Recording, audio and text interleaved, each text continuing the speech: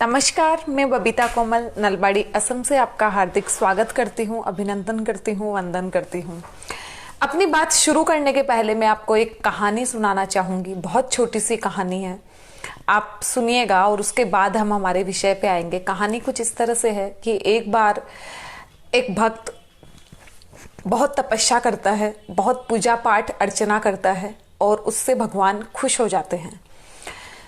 उससे खुश होकर भगवान उसके सामने प्रकट होते हैं और प्रकट होकर उसे कहते हैं कि बोलो क्या वरदान मांगते हो, तुम जो वरदान मांगते हो वो मैं तुम्हें दे दूंगा। तो वो भक्त भगवान से कहता है कि हे ईश्वर, हे दाता, जिस तरह से आप इस पूरी सृष्टि को अपनी आंखों से देख सकते हो, सृष्टि में हर पल प्रतिपल कहाँ क्या घटित हो रहा है वो सब आप देख सकते हो। मैं चाहता हूँ कि आप ये पावर मुझे भी दे दो, मुझे भी ऐसी शक्ति दे दो कि मैं यहाँ पे जिस तरह से जो भी जहाँ घटित हो रहा है, मतलब ये पूरे के पूरी दुनिया को, पूरे संसार को मैं जब मर्जी जहाँ चाहूँ वहाँ मैं देख सकूँ कि कहाँ क्या हो रहा है। आप मेरे अंदर ये ताकत, ये शक्ति दे दो। ईश्वर ने उससे कहा मैं तुम्हें ये शक्ति तो दे दूंगा, लेकिन ये शक्ति तुम्हारे काम नहीं आएगी, तुम इससे परेशान हो जाओगी। तो भक्त भगवान से कहता है कि ऐसा कैसे हो सकता है, ये तो बहुत अच्छी ताकत, बहुत अच्छी शक्ति है। मुझे तो बहुत खुशी होगी कि मैं जान पाऊंगा कि कौन क्या कर रहा है, किसके मन में क्या चल रहा है। मैं सबके मन को भी पढ़ पाऊंगा और मैं सारी दुनिया को देख पाऊंगा। नहीं, आप तो मुझे ये शक्ति दो ही दो। ईश्वर ने उसे फिर से चेताया कि तुम गलत चीज मांग रहे हो, ये गलत तुम्हारा वरदान है, तुम मत मांगो। तुम एक दिन मेरे पास आओगे और मुझे आके कहोगे कि हे ईश्वर, आप ये वरदान मुझसे वापस ले लीजिए, मैं इस वरदान के साथ नहीं जी सकता।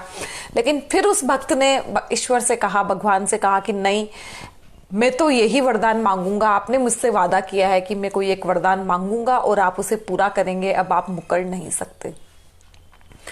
ईश्वर उसे इस तरह का वरदान देना नहीं चाहते थे, लेकिन जब उसने इतना ज्यादा हट किया, इतनी ज्यादा जिद की, तो ईश्वर ने उसे ये वरदान दे दिया। अब जब उसे ये वरदान मिल गया तो वो बड़ा खुश हुआ कि वह इस दुनिया में कुछ भी देख सकता है। और उस वरदान के जरिए उसने सबसे पहले जो बहुत अच्छी अच्छी जगह थी, जहां जहां वह जाना चाहता था, जो जगह उसे पसंद थी, वो भले पहाड़ हो, नदियां हो, समंदर हो या फिर बड़े बड़े देश हो जहां जिनको वह बहुत विकसित मानता था, उसने अपनी आंखों के सामने उन सभी दृश्यों का नजारा देख लिया और बड़ा खुश हुआ कि कितनी खूबसूरत दुनिया है और वो अपने घर में बैठ के इस पूरी दुनिया को देख सकता है। उसकी खुशी का कोई ठिकाना नहीं था। अब जैसे जैसे उसका देखने का दायरा बढ़ा, वो जैसे जैसे पूरी दुनिया के अंदर घूमने लगा, अपने आसपास की चीजों को देखने लगा, तो उसे जो दृश्य नजर आए, जो सोच नजर आई, तो वह विचलित भी होने लगा। और विचलित होने का कारण क्या था? जब उसने देखा जिन स्थानों पर वह जाना चाहता था, जिन स्थानों पे जाने की उसकी कामना थी, इच्छा थी, या जो उसके सपने थे, जब उसने देखा कि वहां के लोग भी सुखी नहीं है, वहां के लोग भी बहुत दुखी है और यहाँ के लोगों से ज्यादा उनके मन में विकार और कचरा भरा हुआ है। यहाँ के लोगों से ज्यादा बुरा वे लोग सोचते हैं। हम यहाँ के लोग एक दूसरे के लिए स्नेह रखते हैं, प्यार रखते हैं, लेकिन उनके अंदर वैर भावना है। वह पहाड़ों पर जाना चाहता था, लेकिन उसने देखा कि जो लोग पहाड़ों पे रहते हैं वे अपने जीवन से बहुत दुखी है।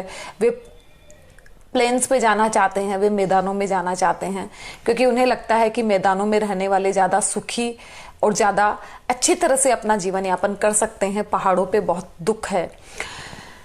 एक आध बार वह कभी दार्जिलिंग या कहीं घूमने गया था तो उसे बहुत अच्छा महसूस हुआ था, पहाड़ उसे बहुत खूबसूरत लगे थे, तब उसे उन दुखों का एहसास नहीं हुआ था जो पहाड़ पे रहने वाले उठाते हैं। लेकिन जब उनकी मानसिकता से उसने इन सारे पहाड़ों का अवलोकन किया, देखा, तो उसे बहुत बुरा लगा कि ये पहाड़ भी सुख प्रदान करने वाले नहीं हैं। यहाँ पे भी जो आता है या जो रहता है वो दुखी ही है। सबसे ज्यादा दुख उसे तब हुआ जब उसने देखा कि लाखों लोग मर रहे हैं। प्रतिदिन जब पूरी दुनिया उसके सामने एक साथ एक झलक में आ जाती तो वह देखता कि लाखों लोग बीमारी से मर रहे हैं, लाखों लोग शराब पी के मर रहे हैं, लाखों लोग सिगरेट पी के मर रहे हैं। और सबसे ज्यादा बुरा तो उसे तब लगा जब उसने देखा कि बहुत सारे इस दुनिया में ऐसे लोग हैं जो दूसरों को मार रहे हैं, दूसरों की हत्या कर रहे हैं, और उस वजह से इस दुनिया में इंसानियत कम हो रही है या इस दुनिया में मौत ज्यादा बढ़ रही है। जितना वह इन सारे दृश्यों को देखता चला गया, उतना ही वह परेशान और दुखी होता चला गया, क्योंकि सच बात है जो खुद अच्छा हो, खुद के विचार जिसके अच्छे हो, उसके सामने अगर बुरा घटित हो रहा हो, बुरे विचार सामने आ रहे हो, या बुरी तरह से लोग एक दूसरे को मार पीट रहे हो, या बहुत ही गंदी मानसिकता रख रहे हो, तो सच में परेशान होना तो लाजमी ही है। वो भी बहुत दुखी और परेशान होने लग गया, और अंत में सच में उसे ईश्वर को याद करना ही पड़ा। और ईश्वर को याद करके उसने कहा, माफ कीजिए भगवान जी, आपने बिल्कुल सही कहा था। इस दुनिया में जितना अच्छा है वो तो मैं देख सकता हूँ, लेकिन जितना बुरा हो रहा है वो देखना मेरे वश की बात नहीं है। आपका मैं शुक्रिया अदा करता हूँ, आपको मैं शत शत नमन करता हूँ कि दुनिया में इतना बुरा हो रहा है, इतना खराब हो रहा है, और आप कैसे इस इतने बुरे जग को युगपत देख पा रहे हो, कैसे इस युगपत इस जग को आप महसूस कर पा रहे हो। मैं ऐसा नहीं कर सकता। आप सोच रहे होंगे कि वह इंसान कितना बेवकूफ था। वह इंसान कितना बेवकूफ था, जब उसे देखने के लिए मिला था तो उसे केवल अच्छा ही अच्छा देखना था। क्यों उसने बुरे स्थानों की तरफ अपनी नजरें दौड़ाई, क्यों उसने उन सारी चीजों को देखा। तो मैं आपसे कहना चाहूंगी कि वो इंसान आप और मैं है। आप में वो इंसान है और मुझ में वो इंसान है कि हम ऐसा नहीं कर सकते, और बहुत सारे दुखों को हम न्योता दे देते हैं जो हमें मानसिक अशांति देते हैं। ईश्वर ने उससे तो वरदान वापस ले लिया, और वह वापस अपने जीवन में सुखपूर्वक रहने लग गया, क्योंकि अब उसे सब कुछ दिखाई नहीं देता था। उसके पास में इतनी शक्ति नहीं थी कि वह हर कुछ देख सके। लेकिन हम भी वही बेवकूफ है, क्योंकि आपको ऐसा लग रहा होगा कि वह सब अच्छा अच्छा देख सकता था, बुरे की तरफ उसकी नजर क्यों गई, क्यों उसने बुरा सब कुछ देखा और परेशान हुआ, क्योंकि हर कोई अपनी जिंदगी जी रहा है। लेकिन हम भी आज यही करते हैं, और इसकी वजह से हमें मानसिक संताप मिलता है, और ये दोनों स्तर पे होता है। हम अगर अच्छे हैं, हमारी सोच अच्छी है, कोई दूसरा बुरा कर रहा है और हम उसे अच्छी सलाह देते हैं, अच्छा मार्गदर्शन उसे देते हैं, और वो हमारी बात नहीं मानता है, वो गलत रास्ते पर ही जाता रहता है, तो भी हम दुखी होते हैं। तब हमारे दुख का कारण है कि हम उसे सही रास्ते पे ले जाना चाह रहे थे, लेकिन वो नहीं गया और उसने अपना जीवन नष्ट कर लिया, बर्बाद कर लिया। ये हमारे दुख का कारण होता है। और जब हम पहले से खुद बुरे हैं, हमारी मानसिकता बुरी है, तब तो हम ऐसे ही हर किसी को देख के दुखी होते ही रहते हैं। तब हमारे दुख का कारण है कि दूसरे सुखी क्यों हैं। हमारी सोच का स्तर अच्छा नहीं है तो हम दूसरों को सुखी देख के दुखी होते हैं, और हमारी सोच का स्तर बहुत अच्छा है, हम मानव जाति के कल्याण के लिए कुछ करना चाहते हैं, तो हम दूसरों को दुखी देख के दुखी होते हैं। और दोनों ही परिस्थिति में हम अपने आप के लिए मौत का आमंत्रण कर लेते हैं, मौत को आमंत्रित कर लेते हैं। अब आप ये कहेंगे कि ये मेरा वाक्य गलत है कि हमें दूसरों को दुखी देख के दुखी नहीं होना चाहिए। मैं आपसे कहना चाहूंगी कि ईश्वर, नियति या भगवान, हम जो भी उसको नाम दे दे, वो तो देख ही रहा है दुनिया में इतना दुख है, उसे सब कुछ नजर ही आ रहा है, फिर वो सब कुछ सही क्यों नहीं कर रहा है। हम अगर कहते हैं कि ईश्वर ने ये दुनिया बनाई है, उसके बिना पत्ता भी नहीं हिलता है, अगर हमारे किसी धर्म विशेष में ये सोच है, ये विचारधारा है, तो फिर दुनिया में इतना दुख क्यों है, इतनी तकलीफ क्यों है। क्या उस ईश्वर को अपने ही संतान को दुख में देख के मजा आता है?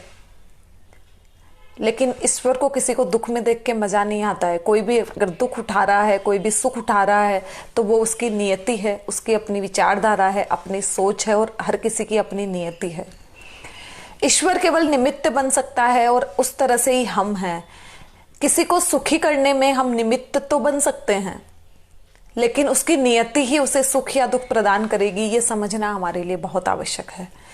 कोई गलत रास्ते पे जा रहा है तो हम उसे सही रास्ता तो हम दिखा सकते हैं, ये हमें दिखाना भी चाहिए, ये हमारे लिए बहुत आवश्यक भी है, लेकिन डेफिनेटली चलना तो उसको ही पड़ेगा, हम उसकी जगह चल नहीं सकते। और ये चीज हमें हमेशा ध्यान रखनी चाहिए। ये बात अगर हम सोच ले, इस सोच को हम आत्मसात कर ले और इस सोच को हम समझ ले, तो हमारे जीवन के बहुत सारे दुख कम हो जाएंगे। ये लोग हमारे घर के हो सकते हैं, हमारे पड़ोस के हो सकते हैं, हमारे बाहर के हो सकते हैं, जिन्हें हम अच्छी बातें बताते हैं, अच्छी शिक्षा देते हैं, अच्छा समझाने का प्रयास करते हैं। हम उनके लिए केवल निमित्त बनते हैं। अब उनकी नियति है कि वो उस मार्ग पे चले या ना चले। वो उस मार्ग पे चले तो बहुत अच्छी बात है, वे अपना जीवन अच्छा कर सकते हैं, और वे उस मार्ग पे नहीं भी चलते हैं तो कम से कम हमें इस बात के लिए दुखी और परेशान नहीं होना चाहिए कि वो उस मार्ग पे नहीं चले जो हमने उन्हें दिखाया था। हमें बिना मतलब में अपने लिए दुख आमंत्रित नहीं करने चाहिए। हमारा प्रयास हमेशा ये होना चाहिए कि हम सबके लिए अच्छा सोचें, सबके लिए अच्छा करें, सबको सही मार्गदर्शन दें। लेकिन इस बात के लिए हम अगर दुखी होते हैं कि किसी को हमने अच्छा मार्गदर्शन दिया और उसने माना नहीं, तो फिर हम उसके लिए भी हम सुख नहीं ला पा रहे हैं और खुद को भी हम दुखी कर ही लेंगे। तो ऐसा हमें नहीं करना चाहिए। मैं आपको इससे बचने के लिए कह रही हूँ। और सोशल मीडिया की दुनिया में तो ये सबसे ज़्यादा होता है, क्योंकि हर किसी के पास बहुत ज्ञान है, हर किसी के पास में बहुत विचार है। और हमारे यहाँ कहा भी जाता है कि दुनिया में जो सबसे कम ली जाती है वो है सलाह, और जो सबसे ज़्यादा दी जाती है वो है सलाह। सलाह देने में कोई बुराई नहीं है। अगर हमें लग रहा है कि हम सलाह किसी को दे सकते हैं तो डेफिनेटली हमें दे देनी चाहिए। अगर सामने वाला मांगे तब तो बिल्कुल देनी चाहिए, और नहीं भी मांगे तो भी हमें लगता है कि इसमें सुधार हो जाएगा। कोई शराब पी रहा है और उसे हम, वो कह नहीं रहा है कि मैं शराब नहीं पीऊंगा, लेकिन फिर भी हमने उससे कह दिया कि यार तुम छोड़ दो, तुम क्यों अपना जीवन बर्बाद कर रहे हो, तो हमें कह देना चाहिए, उसमें कोई बुराई नहीं है। लेकिन वो अगर उसको नहीं मानता है तो हमें दुखी नहीं होना चाहिए, क्योंकि हम केवल रास्ता दिखा सकते हैं, चलना उसे खुद को ही है। और हमारे जीवन में मानसिक अशांति का ये बहुत बड़ा कारण है। हम जब इस विषय पे मंथन करें, आत्म मंथन करें, चिंतन करें और कभी बैठ के सोचे, तो हमें पता चलेगा अपने परिवार के सदस्यों के लिए, आस पड़ोस के लिए, दूर के रिश्तेदारों के लिए, हमारे घर में आने वाली काम वाली के लिए, या और भी कई कई सारे लोगों के लिए हम बेवजह बिना मतलब बहुत सारा दुख पाल लेते हैं और बहुत दुखी होते रहते हैं। कई बार हमारी रातों रातों की नींद उड़ जाती है। हमें ये समझना बहुत आवश्यक है कि हर किसी की अपनी नियति है, हर किसी के अपने कर्म हैं, और हर किसी का अपना निमित्त है जिनके द्वारा वो सही रास्ता चुनता है और सही मार्ग पे जाता है। तो ये हमारी मानसिक अशांति का कारण है। कोरोना का दौर अभी चल रहा है, हम सब जानते हैं हमारे हाथ में कुछ भी नहीं है, हम नहीं कर पाएंगे। आने वाले समय में क्या होने वाला है ये ईश्वर और केवल ईश्वर जानता है। हमारा काम है खुद को बचाना और सबको बचाना। जितनी सावधानी हम रख सकते हैं उतनी हम रख लें, इतना हम कर लें। उसके बाद में हमें दुखी नहीं होना चाहिए कि कल क्या होने वाला है, क्योंकि दुनिया में कोई नहीं जानता है कल क्या होने वाला है। ना आप जानते हो, ना मैं जानती हूँ, ना सरकार जानती है, ना WHO जानता है, ना और कोई जानता है। अगर कोई जानता है तो वो केवल ऊपर, और कोई नहीं जानता है। तो उन सारी बातों के लिए हमें परेशान और दुखी कभी नहीं रहना चाहिए जो हमारे हाथ में नहीं है। मैंने तो ऐसी ऐसी महिलाएं देखी है जो मूवीज देखती है और बिल्कुल अच्छी तरह से जानती है कि ये मूवीज काल्पनिक है। ये जितने लोग यहाँ पे काम कर रहे हैं सब अपना अपना किरदार निभा रहे हैं आपका मनोरंजन करने के लिए, हमारा मनोरंजन करने के लिए। लेकिन फिर भी ये उन कहानियों से दुखी होती है, परेशान हो जाती है। ऐसी महिलाओं को मैंने देखा है जो सीरियल हर दिन देखती है। आज उन्होंने अगर सीरियल देख लिया, धारावाहिक देख लिया, तो उन्हें कल तक की चिंता होने लगती है कि कल क्या दिखाएगा, और वो प्रॉपर उस कैरेक्टर में, जो भी कैरेक्टर दुश्मन का कैरेक्टर है या जो भी विलेन का जो कैरेक्टर है, उसे बुरा भला कहने लगती है। ये टीवी देखते समय, सीरियल्स देखते समय ये बात बिल्कुल दिमाग में क्लियर होनी चाहिए कि ये केवल और केवल अदाकारी कर रहे हैं हमारे मनोरंजन के लिए, इनका सच से कोई वास्ता नहीं है। और मैं तो कहूंगी कि जिन घटनाओं का सच से भी वास्ता हो, वहां पे भी हमें हमारे हिस्से का काम करना चाहिए। हमें कुछ गलत किसी को नहीं बताना चाहिए, सलाह देनी चाहिए, सब कुछ करना चाहिए। लेकिन वो अगर नहीं मानते हैं तो परेशान नहीं होना चाहिए, क्योंकि हम कहते हैं कि ईश्वर के सामने तीनों लोक का जो ज्ञान है वो युगपत झलक रहा है। उन्हें सब दिख रहा है, कौन अच्छा कर रहा है, कौन बुरा कर रहा है, कौन किसी को मार रहा है, कौन किसी को काट रहा है, किसी को झूठ बोल रहा है, गाली दे रहा है, सच बोल रहा है। वो सब कुछ अपनी आंखों से देख रहे हैं। वो कोई डिसीजन किसी के लिए नहीं लेते हैं, ना कुछ करते हैं। कारण क्या है? कारण ये है क्योंकि ये दुनिया अच्छे और बुरे से ही बनी है। अच्छाई का वजूद इसीलिए है क्योंकि यहाँ पे बुराई है। अगर यहाँ पे अच्छाई नहीं होगी तो बुराई नहीं होगी तो अच्छाई का वजूद नहीं होगा, ये समझना बहुत आवश्यक है। राम को आज मर्यादा पुरुषोत्तम इसीलिए कहा जाता है क्योंकि रावण जैसे लोग यहाँ थे, धोबी जैसे लोग यहाँ थे जिन्होंने सीता पे लांछन लगाया था। अगर धोबी जैसे लोग न होते और सीता पे लांछन न लगता तो शायद उन्हें कोई मर्यादा पुरुषोत्तम न कहता। रावण न होता तो शायद राम की वो महत्ता नहीं होती, वो इंपॉर्टेंस नहीं होता जो आज है। दुर्योधन नहीं होता तो शायद युधिष्ठिर को धर्मराज न कहा जाता। हमें समझना होगा, ये जानना होगा कि अच्छाई का वजूद तभी है जब बुराई यहां पे है, और ये हमेशा रहेगी। ये कम ज्यादा हो सकती है, परिस्थितियों के अनुसार ही कम ज्यादा हो सकती है, ये अलग बात है। लेकिन हम ये सोच ले कि हम पूरी तरह से बुराइयों का वजूद मिटा दे और सब कुछ अच्छा हो जाए, तो वो तो राम राज्य में भी नहीं था। वो तो राम राज्य में भी नहीं था। इसीलिए राम की पत्नी सीता ने ही इतने कष्ट भोगे थे। वो तो तब भी नहीं था। तब कैकेयी जैसी महिलाएं थी जिन्होंने अपने जन्म दिए हुए बेटे की खातिर राम को वनवास भेजा था। मंथरा जैसी महिलाएं थी जिन्होंने भड़काने का काम किया था। तब भी बुराइयां थी। किसी भी युग की हम बात कर लें, कंस जैसे मामा यहाँ हुए हैं, तो बुराइयां हमेशा थी, कभी भी ऐसा नहीं थी। तो हम कैसे मान ले कि आज बुराइयां नहीं रहेगी? ये रहेगी, इनका वजूद रहेगा। हमारा काम केवल इतना सा ही है कि हम इन सारी चीजों के बीच में सलाह अच्छी दें, लेकिन मानसिक स्तर पे न ओढ़े, न संभाले, इनको अपने ऊपर वजन ना रखें। वो भले हमारा बेटा, हमारा भाई ही क्यों ना हो, क्योंकि हम हमारे भाई के लिए, हमारे बेटे के लिए, हमारी पत्नी के लिए भी परेशान होंगे तो हमें मानसिक संताप के अलावा और कुछ नहीं मिलेगा। जो जैसा है उसे वैसा हम स्वीकार कर लें तो हम ज्यादा सुखी रह सकते हैं। और ये खुश रहने का, सुखी रहने का मुझे लगता है रामबाण इलाज है, और इसे हमें हमारे जीवन में अपनाना ही चाहिए। क्योंकि जिस मानसिक स्तर का दुख हम इन सारी चीजों के लिए ले लेते हैं, वो मानसिक स्तर का दुख हमें पता ही नहीं होता कि कब हमें अंदर ही अंदर वो सालता रहता है, परेशान करता रहता है। पहले मैं एक्शन की मूवीज बहुत देखा करती थी, जिन मूवीज में बहुत रोना धोना होता था मैं देखा करती थी। लेकिन इन सालों में मैं चाहती हूं कि मैं कम से कम इस तरह की मूवीज देखूं। कारण क्या है? क्योंकि मैं नहीं चाहती कि जो केवल मनोरंजन के नाम पे दिखाया जा रहा है उसी का मैं अपने दिमाग पे प्रेशर लूं। इसलिए मुझे या तो वो मूवियां पसंद है जो मोटिवेशनल होती है, जिससे हमें कुछ सीखने के लिए मिलता है, या फिर वो मूवीज पसंद है जो हल्की फुल्की हंसी मजाक वाली होती है, जो सच में हमारा मनोरंजन करती है। हम जिन्हें देख के खिलखिला के हंस सकते हैं और हंसते हंसते लोटपोट हो सकते हैं। कारण इतना ही है कि मोटिवेशनल वाली मूवीज हमें शिक्षा देती है, हमें उनसे सीखने के लिए बहुत कुछ मिलता है, और मनोरंजन वाली मूवीज से हंसी मजाक हम कर सकते हैं, मनोरंजन अपना कर सकते हैं। लेकिन जो मूवीज इतनी मार धाड़ वाली होती है, जहाँ पे केवल और केवल बुराइयां दिखाई जाती है, उनसे हम प्रेशर ले लेते हैं, हमारे दिमाग के ऊपर वजन आ जाता है एक्स्ट्रा। और इस तरह के मनोरंजन से भी हमें, मैं तो कहूँगी, बचना चाहिए, क्योंकि मैं कोशिश करती हूँ बचने की। अब हम बात करेंगे शारीरिक स्तर पर हम कैसे मौत को दावत देते हैं। और शारीरिक स्तर पर हम मौत को दावत आप सब जानते हैं कि हम किस किस तरह से देते हैं। सबसे पहले तो मैं हेलमेट का ही एग्जाम्पल लूंगी, सीट बेल्ट का ही एग्जाम्पल लूंगी, शराब का ही लूंगी, सिगरेट का ही लूंगी, जर्दा का ही लूंगी, तंबाकू का ही लूंगी, हर एक चीज का लूंगी जिनकी वजह से हम खुद को परेशान करते हैं। मैं अपने खाने पीने की आदतों को ही लूंगी।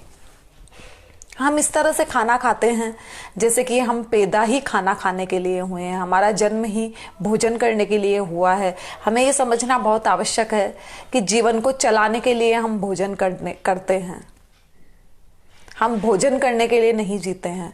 लेकिन मैंने बहुत सारे लोगों को देखा है कि जिनके जीवन के मायने या तो मनोरंजन है, या भोजन करना है, या सोना है। खाओ पियो सो जाओ, यही जीवन के मायने रह गए हैं। हमारा जीवन इतना सीमित नहीं है, जीवन के मायने बहुत बड़े हैं। जितना हम इस तरह के काम करते रहते हैं, क्या पता मौत तो हमें उसी दिन आती है जिस दिन निश्चित होता है। ऊपर वाले ने जो दिन हमारे लिए निश्चित किया है, शायद उसी दिन हमें मौत आए। लेकिन मौत से पहले हम बहुत मरते हैं, बार बार हम मर जाते हैं, पल पल हम मरते हैं जब इस तरह की बीमारियां हमें घेर लेती है। डॉक्टर्स बताते हैं हम जितनी बार बीमार होते हैं उसमें 90% हमारी बीमारियों का कारण हमारा खान पान है। केवल 10% कारण ऐसे हैं जिन पे हमारा वश नहीं होता है, बाकी 90% हम बीमार इसलिए होते हैं क्योंकि हमारी खान पान की आदतें, हमारे रहने की आदतें, हमारी प्रकृति के साथ सामंजस्य बिठाने की आदतें सही नहीं है और उसकी वजह से हम बीमार ज़्यादा होते हैं। और इनमें सबसे बड़ा हाथ अगर 60-70% किसी का हाथ है तो वो केवल और केवल हमारे भोजन का हाथ है, हमारे एक्सरसाइज न करने का हाथ है, हमारे मेडिटेशन न करने का हाथ है। 60-70% आंकड़ा है इसका। तो हमारे लिए कितना आवश्यक है कि हम खान पान पर कितना हम कंट्रोल करें, कितना इसको वश में रखें और कितनी अच्छी तरह से चीज़ें चलाएं। मैं आपसे ये नहीं कह रही हूँ कि आप अपनी पसंद की चीज़ें ना खाएं, लेकिन उसका भी आपको एक टाइम टेबल बनाना चाहिए, एक शेड्यूल उसका होना चाहिए कि आप हफ्ते में 1 दिन बाहर का खाना खाएंगे, 10 दिन में 1 दिन खाएंगे, या फिर आप बहुत तली हुई चीज़ें कम खाएंगे, या फिर पापड़ अगर आपको 1 पापड़ डेली खाने के लिए चाहिए तो आप उसको आधा कर देंगे, क्योंकि पापड़ में एक भी चीज़ ऐसी नहीं है जो आपके स्वास्थ्य के लिए बहुत हितकारी है, बहुत अच्छी है, क्योंकि पापड़ में सोडा होता है और सोडा हमारे शरीर के लिए बहुत नुकसानदायक होता है। वो कम मात्रा में हमारे शरीर में जाए तो नुकसान नहीं करता है। अचार नुकसानदायक होता है, कम मात्रा में जाए तो नुकसानदायक नहीं है, लेकिन जब हम अचार को सब्जी की तरह खाने लगे, पापड़ को दिन में 3 टाइम खाने का सब्स्टिट्यूट बना लें, तब फिर ये चीज़ें हमारे लिए बहुत हानिकारक होती है। मिठाई हम दिन में 1 आध पीस मिठाई खा रहे हैं तब तक ठीक है, लेकिन हम मिठाई भी एक साथ 4-4, 5-5 की क्वांटिटी में खाएं और दोनों तीनों टाइम खाएं, या फिर कभी खाएं तो ऐसे खाएं, खा ही रहे हैं, तब फिर ये जो हमारा छोटा सा पेट है ये इसको हजम नहीं कर पाता।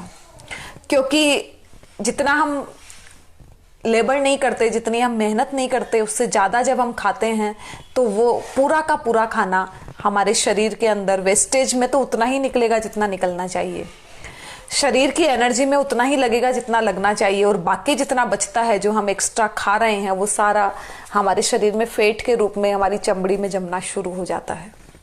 और ये जमा हुआ खाना हमें बहुत ज़्यादा तकलीफ देता है, क्योंकि इसकी आवश्यकता ही नहीं थी, इसकी ज़रूरत ही नहीं थी। या तो हम ऐसा बनाएं कि जब हमें इतना खाने पीने का शौक है, हमारा अपनी जीभ पे कंट्रोल नहीं है, हम बहुत ज़्यादा पसंद करते हैं खाने पीने को, तो हमें खुद को ऐसा बनाना चाहिए कि हम उतना ही लेबर करें, जितना हम खा रहे हैं उसको हम पसीने के जरिए, एक्सरसाइज के जरिए, या फिर और जो हमारे शारीरिक काम हम कर सकते हैं उनके जरिए हम उस खाने के कारण जितनी एनर्जी हमारी बनी है उसको हम पूरा इस्तेमाल कर लें। या तो हमको ऐसा खुद को बनाना चाहिए, और अगर हम ऐसा खुद को नहीं बना पा रहे हैं तो हमें फिर अपनी जीभ पे तो वश में रखना ही चाहिए। दोनों में से एक काम तो करना ही चाहिए, अगर मौत के पहले मौत को आमंत्रण नहीं देना है तो, क्योंकि ये बहुत आवश्यक है। मैं तो कहूंगी कि छोटे छोटे बच्चों से इस बात को ध्यान रखना आवश्यक है। मैं देखती हूँ 5 साल 7 साल के बच्चों को आज पेट की शिकायत होती है। वो पेट की शिकायत को लेके जाते हैं और डॉक्टर्स उन्हें बताते हैं कि उनकी आंतों में, उनके इंटेस्टाइन में, या फिर उनके लीवर में, या फिर कहीं सूजन आ गई है, कहीं कोई प्रॉब्लम हो गई है और उसका ट्रीटमेंट चलता है। कारण क्या है इसका कारण है हमारी अनहेल्दी आदतें। छोटे छोटे बच्चों के दांत में पोके लग जाते हैं, उसका कारण है ओवरडोज ऑफ चॉकलेट्स। बच्चों की तो मैं बात करूं तो वहां तक ठीक है, बड़ों के साथ भी ऐसा ही होता है। और पेट में जितनी गड़बड़ होती है, पेट से रिलेटेड जितनी भी समस्याएं हैं, उन सारी समस्याओं की जड़ हमारा भोजन, बहुत बड़ी जड़ हमारा भोजन है। हमें पता नहीं चलता, बचपन से हम इतनी अनहेल्दी आदतें, और मैं कहूंगी माओं से, जो माएँ अपने बच्चे को ठूस ठूस के खिलाना अपना जन्मसिद्ध अधिकार समझती है, उन सारी माओं से मैं कहना चाहती हूँ कि अपने बच्चे का स्वास्थ्य बहुत लंबे समय तक अगर आपको अच्छा रखना है, क्योंकि वो शरीर उन्हें एक ही बार मिला है और ये मशीन है, इस मशीन को हमें तब तक चलाना है जब तक हम इस दुनिया से विदा नहीं हो जाएंगे। ये एक ही मशीन है, ये मशीन रिपेयर तो हो सकती है लेकिन ये मशीन बदल नहीं सकती। ये कोई हमारी फैक्ट्री में लगी हुई मशीन नहीं है कि एक मशीन अगर खराब हो जाएगी तो हम दूसरी मशीन खरीद के ले आएंगे। ये मशीन अगर पूरी तरह से खराब हो गई तो हमें इस दुनिया को छोड़ के ही जाना होगा। इस दुनिया में हम फिर रह नहीं सकते हैं। यहाँ पे हमारी इस मशीन का कोई सब्स्टिट्यूट नहीं है, इसे बदलने का कोई साधन नहीं है। जो बच्चे छोटे हैं आज, जिन्हें हम ठूस ठूस के खिला के खुश हो रहे हैं, हमें लग रहा है कि बच्चा 2 रोटी 3 रोटी 4 रोटी खा रहा है तो हम बड़े खुश हो रहे हैं कि वाह मेरे बच्चे ने आज पेट भर के खाना खाया है। ऐसा मत कीजिए, इस तरह की आदतें मत डालिए। आपको खुद को अंदाजा होना चाहिए कि इस उम्र के बच्चे के लिए कितना खाना आवश्यक है, वो कितनी मेहनत कर रहा है, कितना वो शारीरिक परिश्रम कर रहा है और उसे कितना खाना चाहिए, कितनी मात्रा में क्या उसे खाना चाहिए। इस बारे में माँ होने के नाते हमें पता होना ही चाहिए। मैं ये नहीं कह रही हूँ कि आप अपने बच्चे को भूख से कम खिलाएं, मैं ये कह रही हूँ कि आप उन्हें ठूस ठूस के ना खिलाएं और ना उनकी भूख बढ़ाएं। क्योंकि मेरे दादाजी बचपन में कहा करते थे, जब मैं छोटी थी तो मेरे दादाजी एक लाइन कहा करते थे, खावा बित्ती भूख सोवा बित्ती नींद। ये अक्सर वो कहते थे और मैंने खुद ने अपने जीवन में इस बात का अनुभव किया है कि हमारा शरीर, आप जितनी मात्रा में आप खाना खाने लग जाओ, 1 दिन 2 दिन हो सकता है आपको पेट भारी लगे। आप 2 रोटी खा रहे थे, अचानक से आपने 2.5 रोटी 3 रोटी खाना शुरू कर दिया, तो 1-2 दिन ऐसा होगा कि वो 3 रोटी आपको ज्यादा लगेगी। लेकिन फिर अगर आप कंटिन्यू अगर 3 रोटी खा रहे हो तो वो 3 रोटी आपको लगेगा कि हाँ उतनी आपको चाहिए और सही टाइम पे आपको फिर भूख लग जाएगी। इसका कारण क्या है? इसका कारण है कि हम जिस तरह की आदतें हमारी डाल देते हैं वैसी ही आदतें पड़ जाती है। जो लोग रात को 8 घंटे सोते हैं उन्हें 8 घंटे की नींद चाहिए ही नहीं, तो उनके हेडेक शुरू हो जाता है। जो 6 घंटे सोते हैं 6 घंटे सो के भी वो फ्रेश हो जाते हैं। कुछ लोग 4 ही घंटे सोते हैं, 4 घंटे में भी वो फ्रेश हो जाते हैं। कारण क्या है? ये हमारी आदतें हैं जो हम खुद हमारी शरीर के साथ डालते हैं और जैसे इसको एडजस्ट करना चाहे वैसे कर सकते हैं। एनर्जी जितनी हमारी बॉडी को चाहिए उससे कम अगर खाएंगे तो डेफिनेटली हम बीमार रहने लगेंगे, हमें कमजोरी महसूस होने लगेगी और हम डे टू डे लाइफ भी अच्छी तरह से नहीं कर पाएंगे। लेकिन जरूरत से ज्यादा जब खाएंगे, जितनी आवश्यकता नहीं है, भूख तो हमें लग जाएगी हमारे टाइम पे वापस, लेकिन उसकी आवश्यकता हमारे शरीर को नहीं है, तो वो वसा के रूप में हमारे शरीर की ये जो चमड़ी है इसको मोटा करता चला जाएगा और हम मोटे तो होंगे या क्या पता मोटे नहीं भी हो। अगर हमारे शरीर की बनावट ऐसी है कि हम मोटे दिखने में मोटे नहीं होते, लेकिन वो हमारे शरीर को हानि जरूर ही पहुंचाएगा, वो नहीं पहुंचाए ऐसा नहीं है। और ये बार बार खाने की जो हमारी आदत है, स्पेशली मैं जेंट्स लोगों से कहना चाहूंगी क्योंकि लेडीज लोगों में ये आदत फिर भी कम है। सुपारी मुंह के अंदर, पान पराग मुंह में, जर्दा मुंह में, पान मुंह में, और भी न जाने कितना दुनिया का शिखर विखर, ये जितनी भी गंदगी से भरी हुई चीजें हैं, उन सारी चीजों को हम माउथ फ्रेशनर के नाम पर मुंह में लेते हैं, जो सारी की सारी मुंह को गंदा करती है, दांतों को गंदा करती है, और किसी और से बात करो तो उनके ऊपर थूक और उछल के जाता है। मुझे सबसे ज्यादा खौफ तो उन लोगों से बात करने में होती है जो मुंह में जर्दा पान तंबाकू भर के रखते हैं और फिर दूसरों से बात करते हैं। इवन मैंने अपने अनुभव से गुवाहाटी में जब मैं शॉपिंग के लिए जाती हूँ, मैंने 2-4 दुकानें इसलिए जाना बंद कर दिया है क्योंकि उन दुकानों के मालिक मुंह में पान भर के रखते हैं और बात करते रहते हैं और बीच बीच में उठ उठ के थूकते रहते हैं। वो इतना गंदा लगता है दिखने में, इतना गंदा महसूस करवाता है कि मैंने अपने स्तर पे, मैं जाती नहीं हूं, मैं इस तरह की दुकानों में नहीं जाती जो इस तरह की चीजें ज्यादा खाते हैं।